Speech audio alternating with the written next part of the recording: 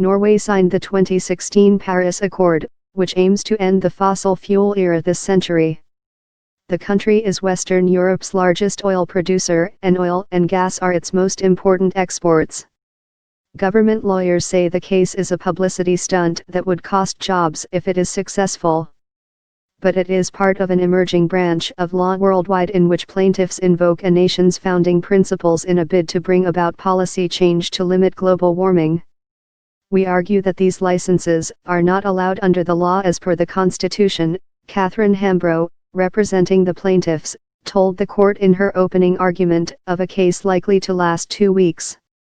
We ask the court to make a quality check of these decisions, which have large and irreversible consequences.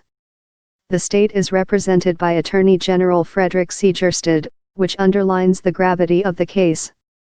In another sign of its high profile, former Supreme Court Judge, Ketil Lund, is advising the plaintiffs on behalf of Norwegian grandparents against climate change, who are co-plaintiffs. Under Article 112 of the Constitution, the Norwegian state has a duty to not hurt the climate, Lund, who sat on the Supreme Court for 2 decades, testified.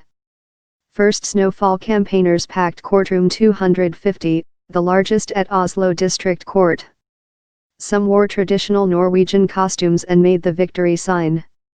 Outside, as the first snow fell over the city, Greenpeace campaigners had placed a 5-ton sculpted block of ice, engraved with the article of the Constitution, under which they are challenging the state in court.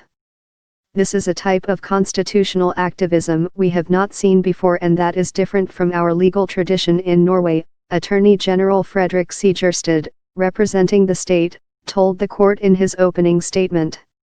This is an American-style use of our judicial system, he said to some shock laughter in the audience, adding that the lawsuit was a performance aimed at getting public attention. Sejersted told the court the lawsuit by the plaintiffs, should the court find in their favor, would have wider consequences than just suspending the 10 licenses awarded in 2015 to Lukoil, ConocoPhillips, and others. It would stop all future oil licenses awarded off Norway and would imperil hundreds of thousands of jobs, he said, adding that the case is based on an expansive and political interpretation of the Constitution's Article 112.